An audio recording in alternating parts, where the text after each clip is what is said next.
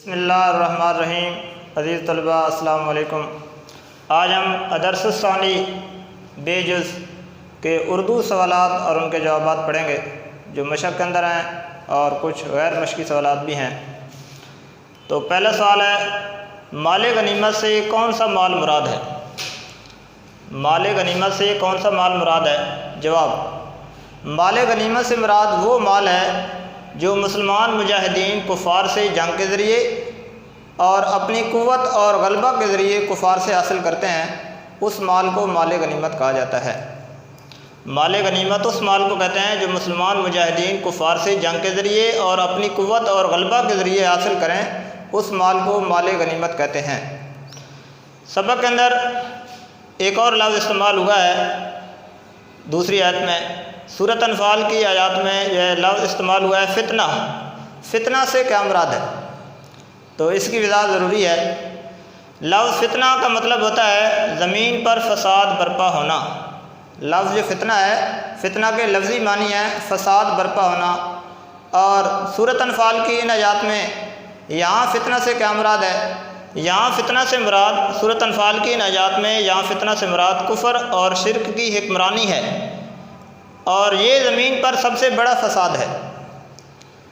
فتنہ سے مراد ویسے فساد ہے، اور یہاں سورۃ انفال کی ان آیات میں فتنہ سے مراد کفر اور شرک کی حکمرانی ہے، یعنی اگر زمین پر اقتدار اور حکمرانی کافروں اور مشرکین کے پاس ہو تو یہ سب سے بڑا فتنہ یعنی فساد ہے، کیونکہ اگر جو ہے ان لوگوں کے پاس حکمرانی اور اقتدار ہوگا جو اللہ اور اللہ کے نبی کو مانتے ہی نہیں ہیں، جنہوں نے کلمہ ہی نہیں پڑھا، تو وہ لوگ اپنے بنائے ہوئے قوانین نافذ کریں گے جو غیر شرعی ہوں گے، اور اس طریقے سے جو ہے اللہ کی زمین پر اللہ کا نظام نہیں ہوگا۔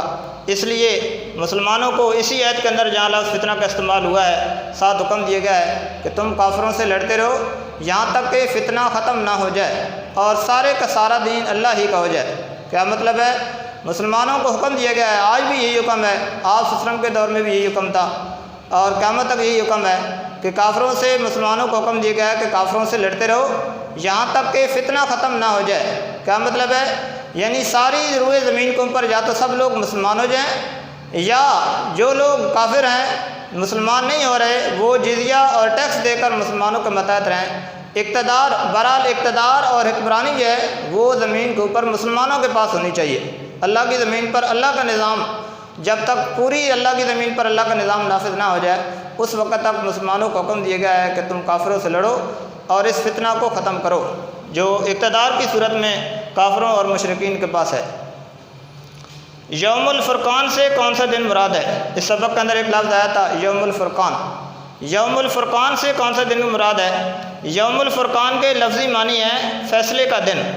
یوم الفرقان کے لفظی معنی فیصلے کا دن ہے، اور سورۃ انفال کی آیات میں یوم الفرقان سے مراد غزوہ بدر کا دن ہے، کیونکہ اس دن حق اور باطل کی فیصلہ کن لڑائی ہوئی اور اہل حق کو اللہ تعالیٰ نے کفار پر فتح عطا فرمائی، تو اس لیے جو ہے یوم بدر کو یوم الفرقان کہا گیا ہے۔ یہ اسلام اور کفر کا پہلا معرکہ تھا، اور اللہ تعالیٰ نے اپنی خصوصی مدد کے ذریعے مسلمانوں کو کافروں پر فتح عطا فرمائی۔ 70 کے قریب بڑے بڑے کفار کے سردار قتل ہو گئے، اور 70 کے قریب جو ہے بڑے بڑے کفار کے سردار جو ہے مشرکین مکہ، کفار مکہ کے سردار قید ہو گئے، اور مسلمانوں کو اللہ تعالیٰ نے فتح عطا فرمائی۔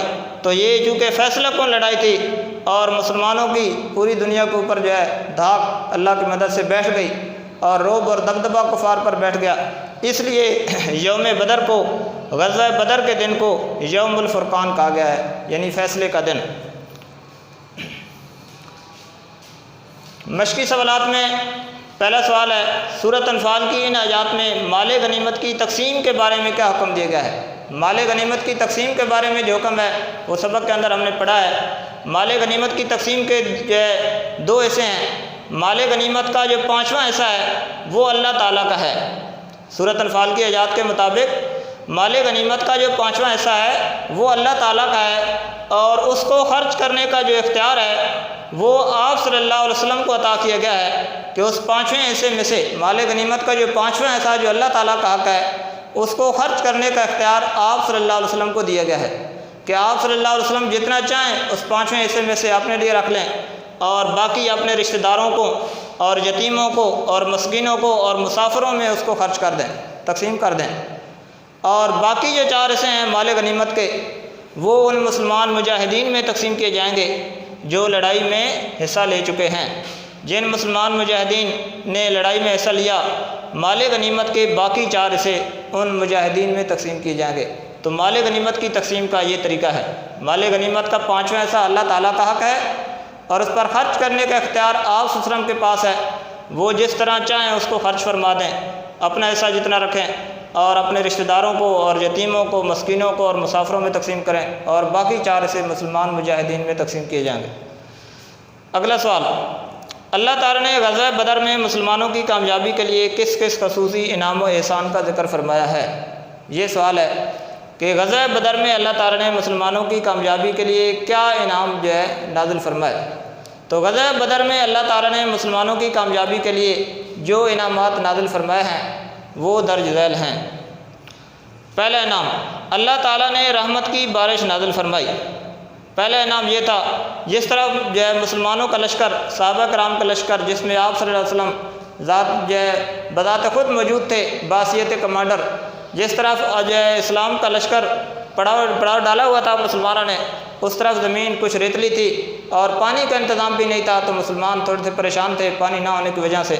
اللہ تعالیٰ نے پہلا انعام یہ نازل فرمایا، لڑائی شروع ہونے سے پہلے اللہ تعالیٰ نے رحمت کی بارش نازل فرما دی، جس سے مسلمانوں کی جو ہے وہ زمین بھی جم گئی، چلنا بھی آسان ہو گیا جس طرح پڑاؤ ڈالا ہوا تھا، اور مسلمانوں نے اپنی پانی کی ضروریات بھی مسلمان مجاہدین نے اپنی پوری کر لیں۔ تو یہ اللہ تعالیٰ کا پہلا انعام تھا، اللہ تعالیٰ نے رحمت کی بارش نازل فرما دی۔ دوسرا انعام، اللہ تعالیٰ نے سکون کے لیے مسلمان مجاہدین پر نیند طاری فرما دی۔ تو مسلمان مجاہدین نے جب وہاں پڑاؤ ڈالا اور دیکھا کہ کافروں کا لشکر تعداد میں بہت زیادہ تھا، اور ان کے پاس سواریاں بھی تھیں اور ان کے پاس ساز و سامان بھی تھا لڑائی کا، اور مسلمان تعداد میں بہت تھوڑے تھے اور ان کے پاس لڑنے کا سامان بھی نہیں تھا، تو مسلمان مجاہدین تھوڑا پریشان ہوئے کہ جو ہے اتنی بڑی تعداد کے ساتھ ہم جو ہے کیسے لڑیں گے، اور ان کے پاس سواریاں بھی نہیں تھیں، پیدل چل کر آئے تھے، اس لیے وہ کچھ تھکے ہوئے بھی تھے۔ تو اللہ تعالیٰ نے رات کے وقت جس طرح مسلمانوں نے پڑاؤ ڈالا ہوا تھا اس طرف ٹھنڈی ہوا چلا دی، اور مسلمان مجاہدین ساری رات سکون کی نیند سوئے، اور جب صبح اٹھے تو ان کی تھکاوٹ بھی ختم ہو چکی تھی اور وہ پریشانی بھی ختم ہو چکی تھی، اور مسلمان لڑائی کے لیے حشاش بشاش تیار تھے۔ تو یہ اللہ تعالیٰ کا دوسرا انعام تھا مسلمان مجاہدین صحابہ کرام پر، کہ اللہ تعالیٰ نے ان کو پر نیند، سکون کی نیند طاری فرما دی۔ تیسرا انعام جو اللہ تعالیٰ نے غزوہ بدر کے موقع پر نازل فرمایا، اللہ تعالیٰ نے مسلمانوں کی حوصلہ افزائی کے لیے ان کو خواب میں لشکر کفار کی تعداد کم کر کے دکھائی۔ ایک انعام یہ تھا کہ جب مسلمان مجاہدین رات کو سوئے تو اللہ تعالیٰ نے ان کو خوابوں میں کافروں کی تعداد بالکل تھوڑی کر کے دکھائی، اس سے مسلمانوں کا حوصلہ بڑھ گیا۔ تو یہ اللہ تعالیٰ کا ایک انعام تھا۔ ایک انعام اللہ تعالیٰ نے یہ نازل فرمایا، مسلمان مجاہدین کی مدد کے لیے اللہ تعالیٰ نے آسمان سے فرشتے نازل فرمائے، اور یہ بھی اللہ تعالیٰ کا بہت بڑا انعام تھا۔ حضرت جبرائیل علیہ السلام کے ساتھ 1000 فرشتے مسلمانوں کی مدد کے لیے نازل ہوئے، اور انہوں نے مسلمان مجاہدین کی لڑائی کے دوران مدد کی، اور اللہ تعالیٰ نے آسانی سے کفار پر جو ہے مسلمانوں کو فتح نصیب فرما دی۔ تو آسمان سے فرشتوں کا مسلمانوں کی مدد کے لیے نازل ہونا، یہ بھی مسلمان مجاہدین صحابہ کرام کے لیے جو ہے ایک بہت بڑا انعام تھا۔ اور پانچواں اور جو ہے سب سے بڑا انعام، اللہ تعالیٰ نے آپ صلی اللہ علیہ وسلم کو لڑائی سے پہلے ہی فتح کی خوشخبری دے دی۔ یہ بھی مسلمانوں کی حوصلے کے لیے ایک بہت بڑی جو ہے اللہ تعالیٰ کا بہت بڑا انعام تھا۔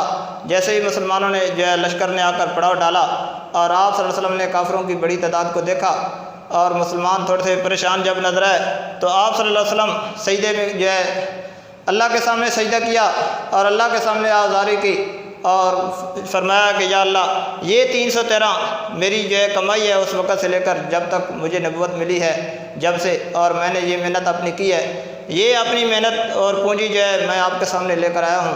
اگر آج یہ سارے لوگ شہید ہو گئے، قتل ہو گئے، تو پھر روئے زمین پر تیرا نام لینے والا نہیں ہوگا۔ یا اللہ تو ان کی حفاظت فرما اور مدد فرما۔ اللہ تعالیٰ نے آپ کی دعا قبول فرمائی، اور اللہ تعالیٰ نے جو ہے لڑائی سے پہلے ہی آپ صلی اللہ علیہ وسلم کو خوشخبری عطا فرما دی کہ انشاءاللہ ہم آپ کو فتح نصیب فرمائیں گے۔ اور جب آپ نے مجاہدین کے سامنے یہ بات ذکر فرمائی تو مسلمان مجاہدین صحابہ کرام بہت خوش ہو گئے اور ان کے حوصلے اور بڑھ گئے۔ تو یہ اللہ تعالیٰ کے انعامات تھے جو غزوہ بدر کے موقع پر اللہ تعالیٰ نے مسلمانوں کی کامیابی کے لیے نازل فرمائے۔ تو آج کا یہ سبق مکمل ہوا۔